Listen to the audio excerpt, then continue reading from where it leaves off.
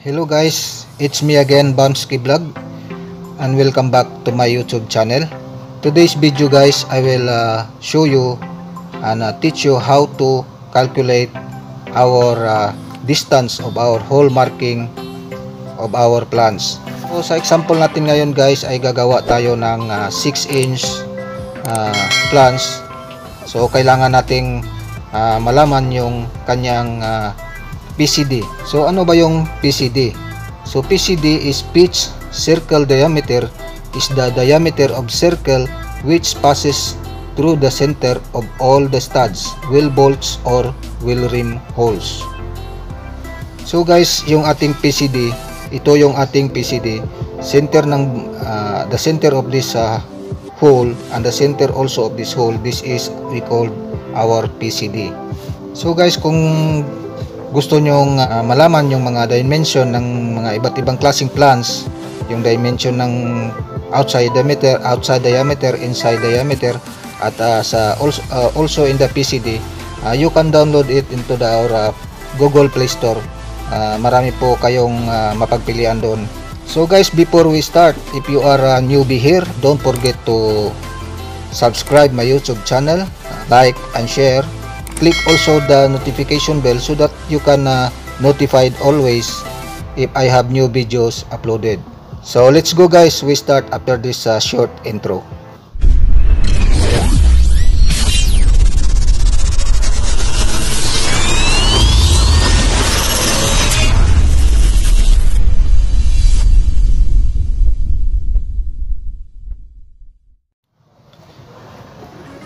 So here is our example of our plants.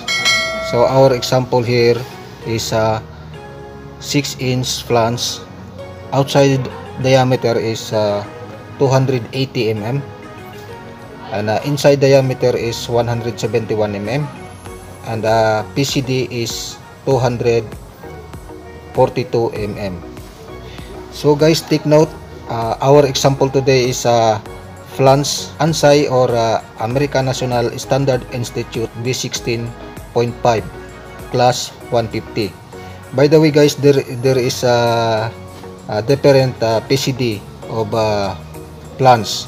This is 150, the PCD is 242, the class 300 is also different PCD. It depends of the class of the plants.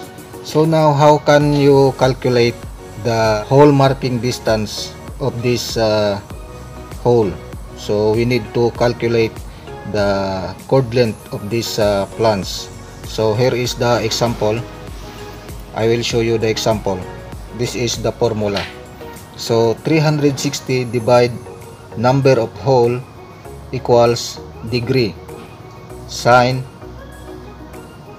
of degree divide 2 times PCD. So our example, this is our whole circumference of our plants. This is 360 degree. So the whole of 6-inch plants is 8 holes. So 1, 2, 3, 4, 5, 6, 7, 8. So the 360, you can divide it to 8 holes. So I already writing here the example, 360 divide 8. So our hole is 8, so equals 45 degree. Every line degree here is 45 degree. So this is 90 degree here. So there is another one line here in the center. This is 45 degree. So every line here is 45 degree. So sine of 45 divide 2 times PCD. Our PCD is 242 mm.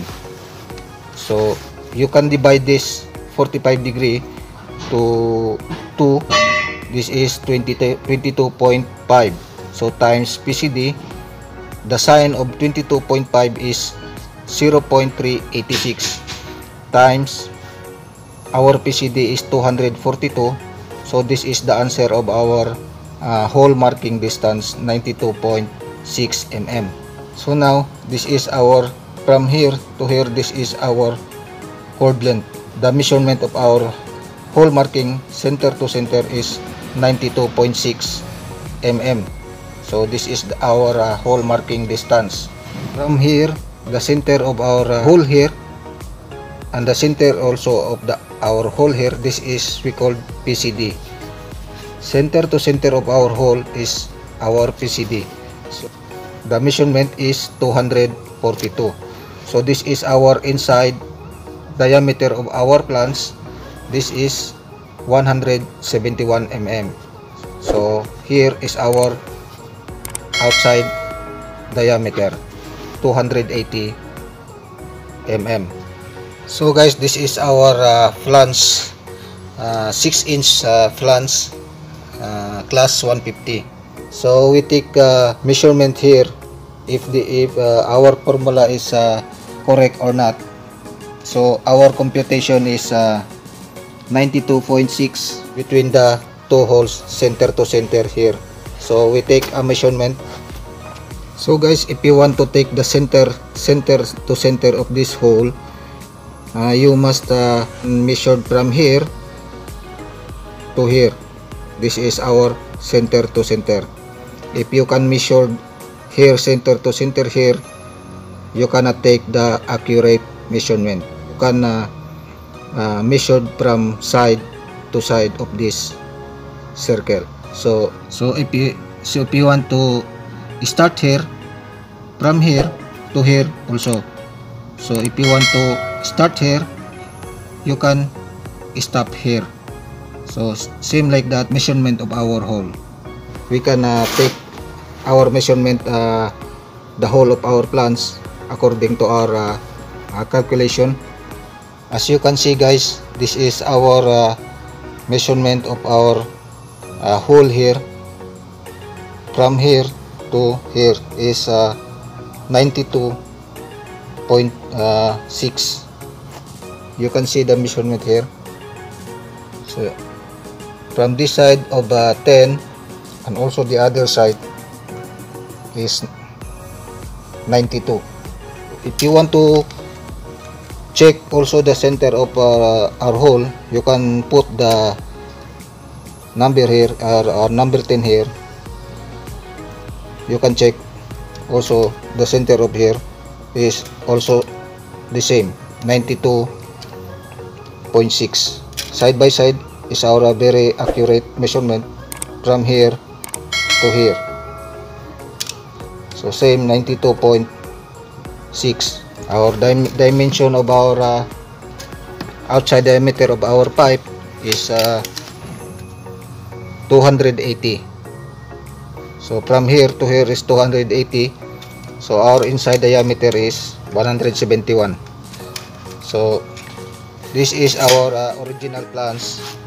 If you want to make a plan same like this, you must follow our formula. This is our accurate formula. So that's all for today guys. I hope you understand my explanation. If you have some questions about this video, you can write your comments there in our comment box, and I will try my best to answer all your questions. So before we end guys, so please don't forget to subscribe my channel, like and share, and click the notification bell so that you can notified always if I have new videos uploaded.